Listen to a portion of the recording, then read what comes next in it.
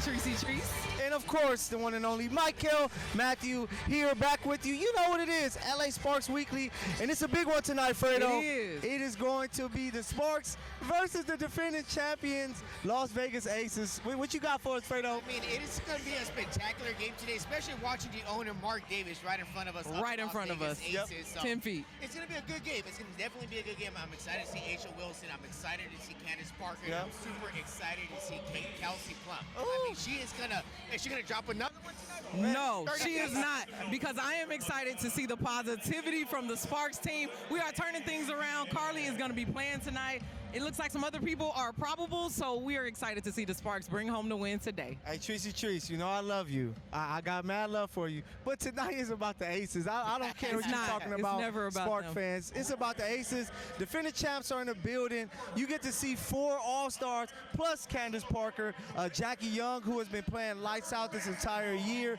Chelsea Gray.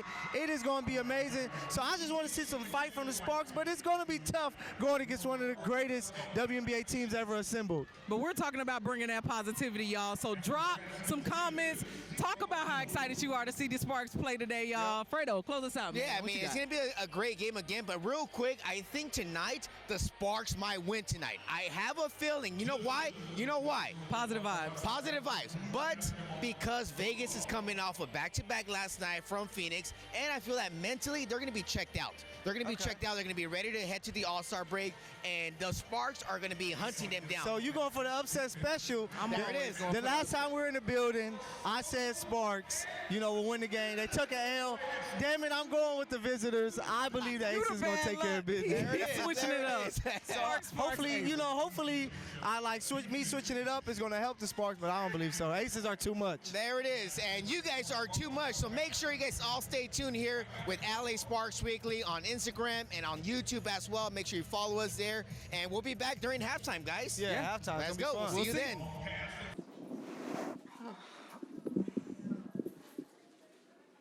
Hi, guys. Allie, do you have a question to start us off, or? Hello. Coach, I was reading your tweet yesterday about experiencing some things for the first time in your career in terms of health or lack thereof. Where do you feel like you have been challenged the most during this season? That's a good question, Allie.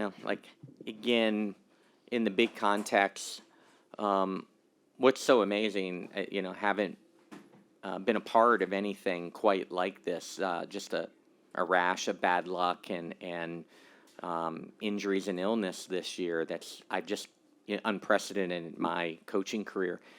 And what's so fun is how they've handled it, how they've pivoted each night. They keep putting themselves in position to be successful. As I just shared with others, we're still, it's still a professional league, and there's no moral victories, and it's a results-driven league.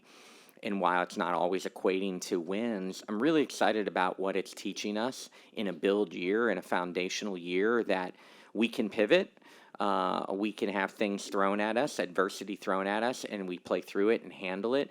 I'm just really proud of our team, and I know that it's hard to hear over and over again, but I'm really excited that way.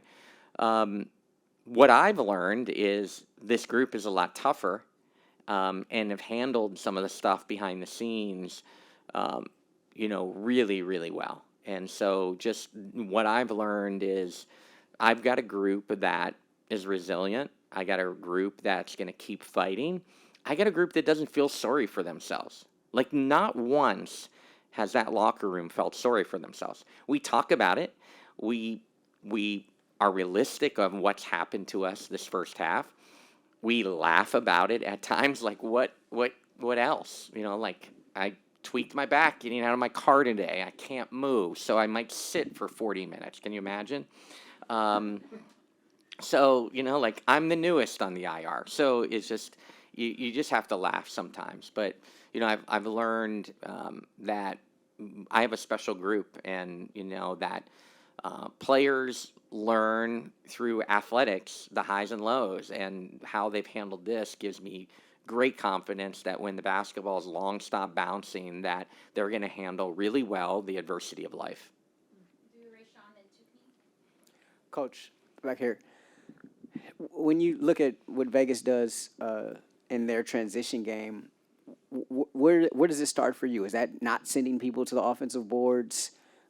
Is it maybe sending one or two? Like how do you kind of address that so that you do get back and transition isn't an issue tonight? Yeah, it's interesting. Everybody has a little bit different philosophy, defensive transition. Doesn't matter what coach you talk to. The big picture is for us is very simple. No gray. So you're either going to the boards or you're getting back when the ball's in flight. The no gray rule for us is if you stand and watch the ball, the flight of the ball, and the ball starts to get rebounded, and you're in the same spot when the ball was shot, you're in the gray area. So again, we're not going to send 5 people back for the sake of never having an ability to get an offensive rebound. At the same time, we can't have anyone in the gray area. If you get caught 15 to 19 feet and they start to outlet it, all 3 guards can bring it up. They're so dynamic that you're already in bad position. There's a no buddy running rule. You know, like we got to run back and try to build a wall early on to counter how dynamic they are in transition. So if you're just running with your player back at the same speed as your player's transitioning, that's not good transition defense. So we have a no gray rule. We have a no buddy running rule. Those all play a part of transition. Ultimately, everyone that plays Vegas, you want to get them to their playbook because then at least you probably have a plan, a scheme, an idea of what you want to try to do. But if you can't get to their playbook, they're just incredibly talented, just playing freely, flowing out of transition. Kurt, going back to that tweet, the hashtag was need sage. Did you sage the training facility I or mean, your car? Maybe your car needs sage now. Yes, I need, and coming from Connecticut where we smudged all the time and, use sage, it was a joke, but not a joke. We've had a little bit of bad luck and, we'll take any good karma we can get from anyone. Ray? No, you can go basketball question. Okay, an actual basketball question. How have you balanced the lack of full practice time and still trying to improve this team? How do you make up for that lack of practice time? It's the most frustrating part of this, right? Like, you guys and the public see game days. What I see through these injuries is we walk into practice with 6 or 7 healthy players. We may or may not be lucky enough to find a good group of guys in the middle of the day to try to help us. And what happens is, what people don't realize is when you have injuries, you extend people's minutes. So Nneka's having an unbelievable year. But she's also playing 3 or 4 minutes above what her career averages are. And other players are now playing more minutes than they have traditionally played. So we get to practice, and what happens is you don't have numbers, but you also then have to be cognizant of you've extended the healthy people's minutes, and now they need some rest. But this is the time to try to work out the kinks in a new system, in a new scheme, with new players, with hardship players coming and going. And so what you guys see on game night is we only have a certain amount of people that can go into games. But what I see, the unintended consequence of injuries, is we never get to practice. And when we do get to practice, it's never at the intensity or any kind of duration to try to, 1, keep our conditioning, or 2, improve. So the challenge to me with injuries is what you mentioned, is how do you get better? How do you work things out when they become apparent, hey, this has hurt us, we need to get back to the lab and work on it. And then finding that opportunity is not easy. It's really, really difficult when you're down in numbers to practice in this league. This league's, that's the hardest thing. This league, I'll go on my rant here. This product in our league could be insanely good. Our product could be incredible. And by the time playoff basketball comes around every year, our product is amazing. But I think our product could be that way in late May, in June, if we could practice more. Now, maybe the players all wouldn't want to practice like the coaches do, but I'm telling you, we have such amazing players and such amazing talent that I wish the public could really see what this product could be like if we had opportunities to practice more. But with the cadence of games, 40 games in a very short window, next year, the Olympic break, are you kidding me? Like, it is going to be nearly impossible to practice. So I just dream of what this product could be. And it's just hard. At some point, we've got to figure out our playing windows. Ray, then Miriam. Coach, Vegas plays the best defense in the league. What's your point of emphasis offensively? Oh my gosh, we're going to talk about their defense too. So, again, in our first matchup, when we were a little bit healthier early in the season, we had some success early. I thought that gave us a lot of confidence. So this first half, this first stretch out of the gate is going to be really important. They're not probably going to feel much of the back-to-back early on. If we can stay around and make them feel us, and then, could the back-to-back become a factor? I've always found that you're really sharp early on a back-to-back.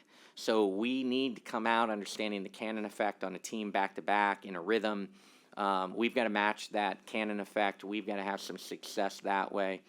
But again, spacing is going to be really important for us.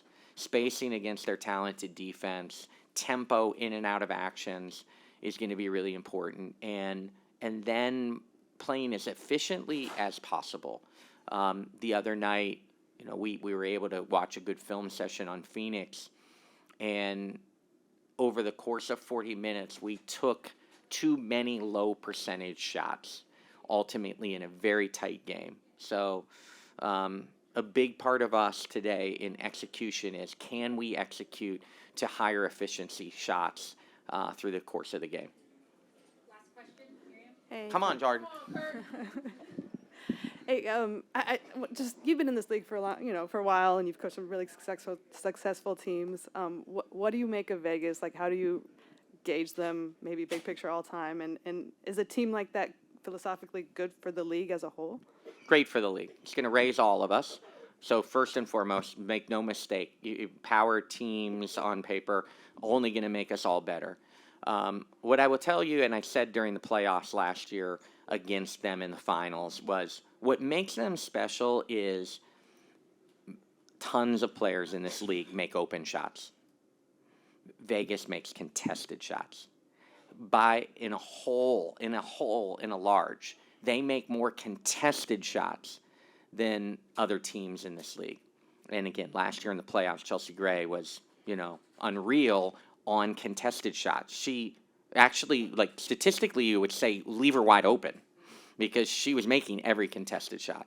That's what makes this team special is they have players that make contested shots, and that's what makes special players. A lot of players in this league make open shots.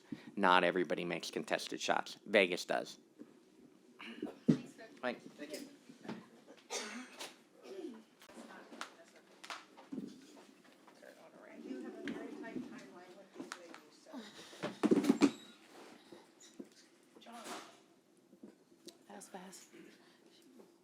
How's it going? Good. How are you? I'm doing well, thank you. What does success look like tonight against the Aces? Coach Miller often says that there's no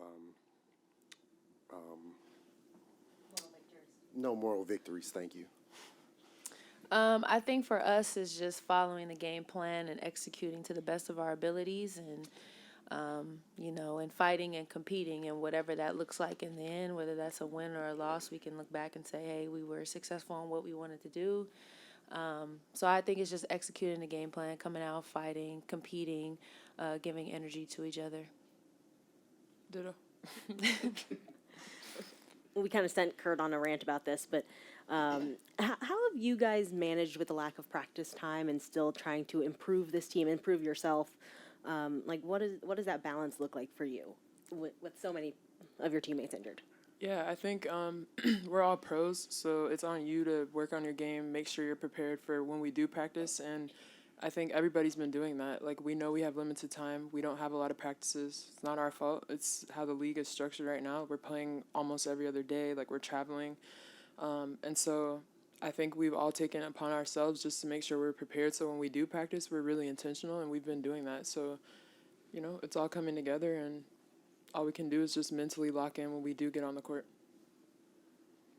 Hey, Azrae, Fredo Cervantes here in Infanity TV. Knowing that right now you got one more game before you go into the All-Star break, what kind of challenges what are you going to challenge yourself with heading into the second part of the season to kind of, give this team that jump that they really need? Yeah, I think just continuing to be consistent. Everyone's been talking about the last few games and all this, but I'm just trying to be as consistent as I can every time I get on the court, whether I'm starting, coming off the bench, playing a lot, playing a little, whatever, just trying to bring good energy. And so that's really what I'm trying to focus on for this game. And I think as a team, we've been trying to focus on that too. And I think everyone could see we did lose against Phoenix, but we were fighting. And that's just a little preview to what the second half of the season is going to be. Thanks, ladies. Thanks.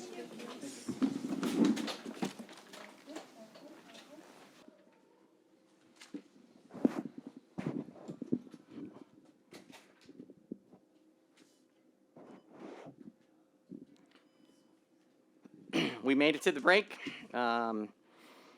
Took a big haymaker in that first half and by Vegas, but to our credit, regrouped in the locker room, scored 47 points against that team in the second half, so did a lot of good things. We were really efficient with our starting post game and in the paint. Not our best night from the perimeter, certainly, but we did a lot of good things that led to open shots. I know we're going to shoot the ball better. Again,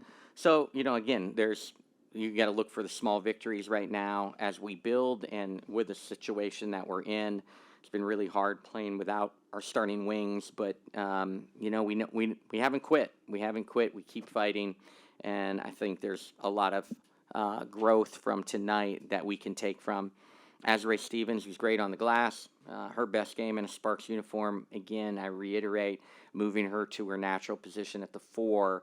She's been really, really efficient and productive for us after we've got her back into her natural position. Kurt, you said you made it to the break. It's finally. What's going to be the main priority for you during this time? For you and the team, I guess. Yeah, I think that one always is there's a plan. So there's a plan for rest and recovery, but there's also a plan to, what do you need? Are they in the weight room? Are they getting in the gym shooting? But certainly rest and recovery is really a part of this. Some are still fighting through nagging injuries or coming back from an injury, so taking care of themselves is going to be really important. We've been so hit by injuries that some of those players have logged a lot of minutes. So there's players recovering from injury that has to have a plan here, and then there's others that need some rest because we've had to extend minutes here this first 20 games because of all the adversity. Coach, you're at the break now. What is the biggest lesson that you learned from, coaching this team so far? And what are the things that you think they need to improve on the most when it comes to on the court? Yeah, again, through everything that we've been through, I'm just proud of them. So one of the things I've learned is they're resilient, they're tough, they've not looked for excuses. They've never once felt sorry for themselves with everybody out of the lineup. So that, is the big learning lesson. On the court, obviously, trying to instill our pillars. I just think that at times we can be more efficient at both ends of the ball and staying in certain coverages and being on point and having less slippage, I think is a big growth area for both ends. When we've been terrific out of timeouts, when they have time to listen to me and we talk about the spacing, we talk about the timing, they've been terrific all year out of timeouts. I mean, absolutely one of my best teams. What we aren't is when it gets into the flow as efficient. And they've got to get used to playing with each other. They've got to understand how to create the same things that we do when we have time to talk to them in huddles. They've got to find that chemistry and continuity together when the game just gets into a flow. Coach, you mentioned you got to look for the silver linings and everything, despite, how this season has gone so far. You just mentioned, that you noticed their resiliency and things like that. But as far as, on the court, in terms of, the different sets you've been running and whatnot, what has been working? Like, what have you seen through this first half of the season that you can take the silver lining away from, that, you look out there and say, oh, okay, this has been working for us? Yeah, I think there's a lot of success stories. NECA's numbers are as good as her MVP season. Carly Samuelson's leading the league in three-point shooting. What a story for someone's journey like hers have been, as she even referred to herself as the great substitute teacher, right? She's always been there, in certain situations. Such a success story. Jordan Canada's, rise at the three-point line this year. She's always been respected as a great defender in this league. But now she's made herself, a very important offensive threat. Lexi Brown, before the injury, was clearly having her career year. And you could argue, as Ryan Howard took that alternate spot in the All-Star team, probably the first person out now is Jordan Canada. If Lexi would have stayed healthy in this first half, could she have been an all-star? So there's a lot of individual success stories that I'm really happy for. We've got to put it together now. And then others, have struggled and for, a variety of reasons. And so we've got to build confidence up for people that aren't having their career year and get back to them, playing confidently and productively for us. But, so many side stories, I'm not telling you what you guys to write, but I'm telling you that the career years that multiple players are having is really fun for me to watch them blossom. Coach, if I could, can I take you back to the first quarter? Asia Wilson. You sure? Yeah, I want to. Asia Wilson finished with 16 points in that first quarter. What do you wish you could have done differently in that moment now with a little bit of hindsight? Well, one, there's not a lot of answers with some of the individual plays they were making. I think they only had assists on 11 of their first 18 baskets, so a little over half. They were making really, really big one-on-one plays. Asia was stepping back in that 12 to 15-foot range. She was ramming it at us off the dribble. She was, just showing you that, she's one of the elite players in the world right now, period. Scheme-wise, I thought we could rotate to her harder as we, tried to disrupt Jackie Young early in the game. It left at times us rotating off of Asia, and we have to rotate from behind. I thought some of our rotations and schemes were a little bit late. Those are things that we can teach our team through film and show them. But again, you got to tip your hat to some of the shots that Asia Wilson makes, and that's I shared before the game with the Aces announcers or whoever asked the question. There's a lot of players in this league that make open shots. What makes Vegas special is they make contested shots. So tonight, they're going to make their open shots, but then they make contested shots, and so it just is really, really compounding.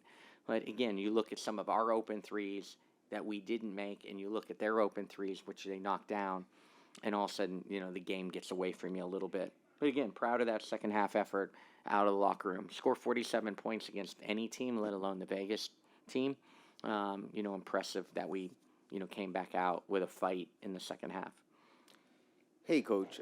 Fredo Cervantes here with Infanity TV. How exciting are you? How excited are you moving into the second part of the season, knowing that you have most of your players coming back now?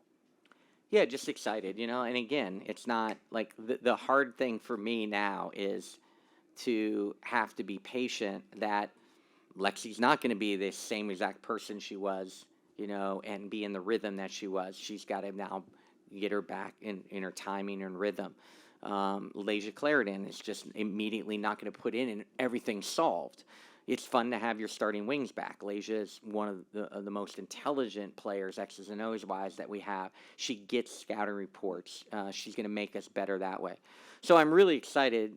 What I have to guard against that it's perfect from the beginning. We've got to have some compassion and empathy with them to find their timing and find their rhythm again as we get playing together again. They were on a roll, but we were coming out of training camp with a lot of reps together, a lot of games together. We've got to find that chemistry with them again. But excited to know that, it's close. And, anyone that comes to practice is seeing how close they're getting.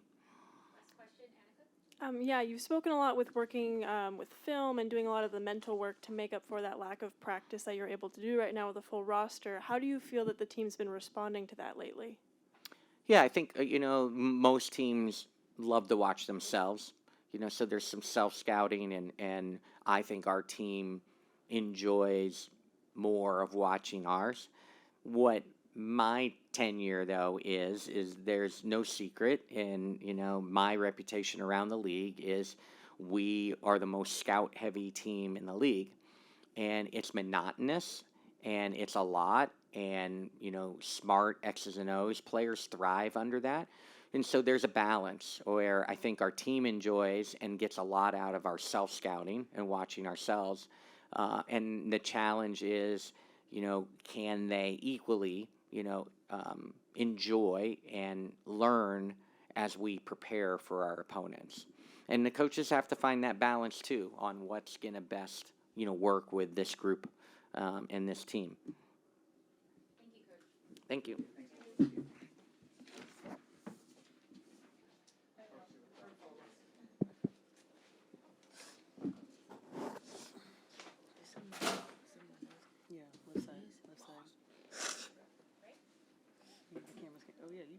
You took care of it. I did.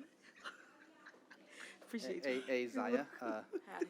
Yeah. So, how would you rate your first half of the season, your rookie season so far? I think it's been good. It's been some highs and lows, but it's nothing that I can't handle. Nothing that I didn't expect. With my rookie season, I actually like to go through adversity throughout my career, just so I can know where I need to improve on and what I can do to just make myself better. But it was the first half was okay, but of course I wanted to be better the next half. Thanks. Mykell? Ladies, just what's your thoughts so far? Like, what have you learned about this team so far this season, and what are the things that you guys think you need to work on the most on the court when you come back? I mean, I think I've just learned about our camaraderie, and our compassion for each other. From the beginning, we have a great group of people. It's been a great group of teammates that's been assembled here, and we want to see each other do well. And I think also, too, we want to see each other fight, out there on the court and be aggressive, and also, stand in our value. I think a lot of us kind of come out here with like a small bit of underestimation on an individual level, and us realizing, like we're here, we deserve to be here, and putting that together into a team that is confident in what we do and how we do it. Hey, Nneka. Earlier Coach was talking about how, despite this season has gone so far, that he's just looked for kind of the silver linings in everything and stuff. And he mentioned, as far as, some of the individual seasons that some of you have been having yourself, Jordan, Lexi before she went out, just kind of what have you seen? What kind of silver linings, what kind of things have you taken away that you've seen in terms of positives, despite the start of this first half? Yeah, I'd have to agree. Definitely a lot of players that came in here, I guess playing like there was something to prove, but not necessarily having that chip on their shoulder. Obviously, we see how awesome Jordan is playing, and Lexi, in my opinion, I think the both of them were definitely all-star contenders given the minutes and the production they've put out there. We saw Zaya's first game. I mean, that's just the tip of the iceberg of what she's capable of doing as a rookie in this league. And, those are the things that you kind of you can't forget about. I've been on a lot of teams with this organization, and the ups and downs always come, but you always kind of have to have the perspective of the bigger goal. You have to have the perspective of the process and not arrest yourself to results. And that's something that I think we're learning a lot about ourselves. DJ Treese, Infanity TV. Hey, ladies. Neck of this question is for you going into the All-Star break. We've seen some fire outfits from you, and the fans have been loving you online. So are your outfits look good, feel good? Like, give us some of the motivation that comes from your fits. Yeah, I definitely look good, feel good. I don't care if people don't like my outfit. If I feel good in it, that's what's going to roll. And this year, Chanae and I have been getting creative, so we do a lot of collab with our outfits. What's better than our outfits is our fittings. Like, if anyone were to watch our fittings, they're actually pretty hilarious. But I love it. It's fun. Awesome. Thank you so much. Hey, this question is for both of you, Nneka and Zaya. What do you want this team to stand for after the All-Star break? Well, for me, I think I just want us to stand for togetherness. Like, no matter what happens, we're going to stick together. For the next half of the season, we're going to keep fighting the same way we did for the first half. This is a brand new team, and everything's new, and we're just going to figure it out. Like I said, it's been a lot of adversity, but it's nothing that none of us can handle. So just stand together and pushing through every moment as a team. Yeah, Ricky, she said it. Any other questions? Thank you. Thank you. And we're live here from the Crypto.com arena after the LA Sparks dropped a big one, 97-78. And this is the LA Sparks Weekly post-game show. Myself, Fredo Cervantes, and DJ Treese. And of course, Mykell Matthew here. I told you guys before the game You what did, was you going to did. happen. I don't want to hear Y'all no didn't I want to told. believe me, but I know the future, man. You know, I'm like Raven Simone. Okay. Sometimes I can look into the future, and I could have told you this was going to happen when it comes to playing against the Aces. Yes. Yeah, but also, too, it was a pretty packed house. So the Yes. vibes were on point. I thought the energy could take us over. It looked like we was catching up as well. But, Fredo, what happened at the second half of the game? I mean, in the second half, the LA Sparks actually woke up because it seemed like in the first half, they just weren't fully there. And the one crazy stat that I noticed, they never led in the game at all by 1 point. Never did they lead by one.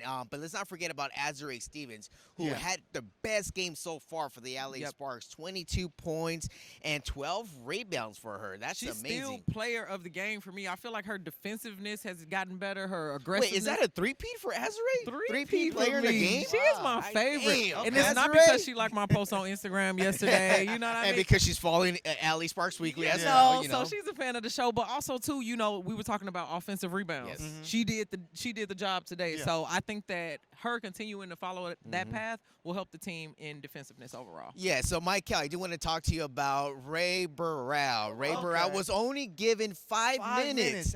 I know you're begging to get more minutes for Ray, and you know you talked to Coach as well and told him a little bit about the overall what he's going to be doing in the second part of the season.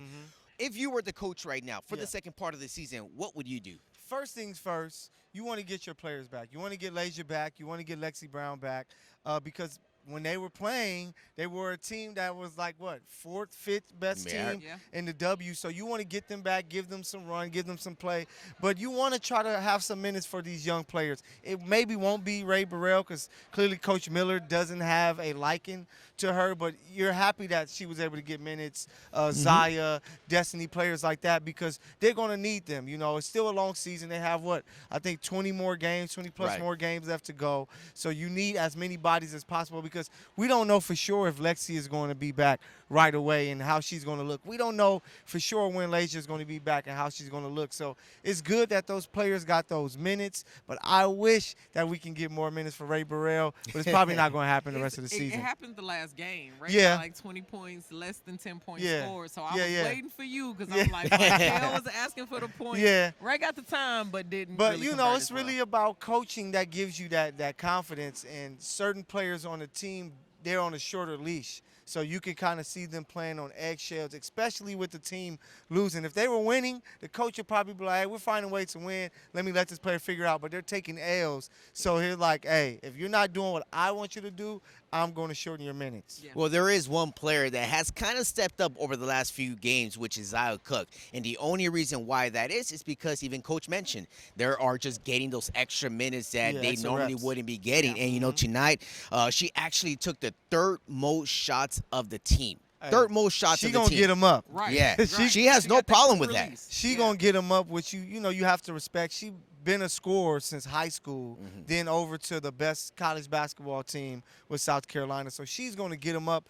Now, Coach talked about in the second half of the season, it's about efficiency on the offensive end, efficiency on the defensive end. So let's see if they can work on those things. And, you know, if those going to Vegas, enjoy, have fun, stay out of trouble, please. But come back and see if they can be more efficient. Yes. Too well, hot. I mean, it's hot They're right here, They're too. going to be aces. They're going to be aces hot. That's how hot they're going to be. Oh, I don't want to hear that. See, he is just riding his Aces train today. I mean, both of you two came in here today saying that the Aces are technically going to demolish the Sparks tonight, right? I mean, it is what it happened. Maybe, but right. I was talking about the vibes. You The got vibe. to say the vibe factor of the arena. Also, they were a little bit tired, so we were getting some good some good steals. But you have to convert on those. There was a couple wide open ones that we missed, which really hurt us in the end. Like as well. I said, Stevie Wonder could have saw that the Aces were going to come in here and take care of business. You don't believe? What is No, I believe, but I'm not going to lie to myself. If I'm betting tonight's game, I wasn't betting money on the Sparks. So it's about the Aces tonight. And you just kind of take this L and you walk away with it. They were down 32-15 into the first quarter. Game was over. Came back. Right. But then the game was over. It came to within like 14 points. If that's coming back, you know, it is what it is. I mean, it could, like I said earlier, it could have been worse. Yeah. This could have been Could've worse. been worse, But they fought in the second half. 47 points in the second half. Yeah, they fought pretty good in the second held them half. under 100. Yeah. But Asia Wilson was the problem, guys. Asia Wilson, the star of Las Vegas and the Superstar. MVP, Player, y'all. she was just spectacular in the first quarter, scoring 16 points, then finishing off the second half with 24. But last thing, guys, give me your last remarks of this first half of the season. Man, 7-13. Before you say something, 7-13. 7-13. A team that's trying. They're new. They're fresh faces with each other. Brand new coach coming in. You know, putting this system out there for the Sparks. You know, so it was a learning period. I'm happy that they got some of this. They're on a 6-game losing streak, so they got some of that out the way. If you can get your players back and make a little run, get into the playoffs, anything can happen. But, you know, it's just a learning period, and that's what this first part of the season was. DJ? For me, 7-13, I like a 7-13 Sparks. I don't think that anything worth having is not worth working for, right? So it doesn't bother me that the first part of the season happened this way. I'm actually glad the injuries and stuff, like you said, got out of the way. So now we can show up better as a team than our record, because we all know that we are much better than with our record. Especially with the players back. Exactly. So I'm okay with it. I expect us to go on a winning streak and just swing on the other side after the All-Star break. Yeah, and that's the reason why I asked Coach at the end right now, what are you so most excited about seeing the second part of the season? Because all these players are going to come back. Yeah. People that we have not seen. And hopefully Shanae gets back pretty soon too as well, because she's been out for a while. She's a big key. We need her defensively. Yes, she's a big person down here that can really do a lot of damage. The story of the first half of the Sparks season is bad luck. I just think they had the worst luck. Illnesses. How many players missed? Everybody because of got illnesses? sick. It's just hard. Injuries. Like it's a long list. Every long team in the list. W, they no have team. missed the most games when it comes to their players. So, you know, bad luck has really ruined them. Hey, but so guess far. what? We're not missing any games yeah. because we're here with you guys with LA Sparks Weekly, guys. So make sure you guys follow us here on Instagram because we're going to have a lot of your content, analysis, all of the highlights. Of course, we got 2 Aces fans down here. I'm just kidding with you guys. They're not Aces fans. I got to get my Aces jersey, There baby. it is. Asia Wilson or Candace Parker? Probably KP3. She's a former Spark. So. That's right. Only for the All-Star CP3. break, though. You get to wear your Aces jersey for the All-Star break, but there after it is. that, you got to take it off. Okay, I got it. I love it. There it is, guys. So make sure you guys follow us here on Instagram. Subscribe on the YouTube channel at Infanity Television because we bring you all of the latest content. Of course, we're all 3 of us on the breaks. You can catch us on the breaks at 12 noon. Catch me on Tuesdays, Thursdays, Fridays, Yep. and, any given time out of the week when you want to visit YouTube. All right, we'll see you guys next week on Thursday. Guys, it's going to be a long break. See you then.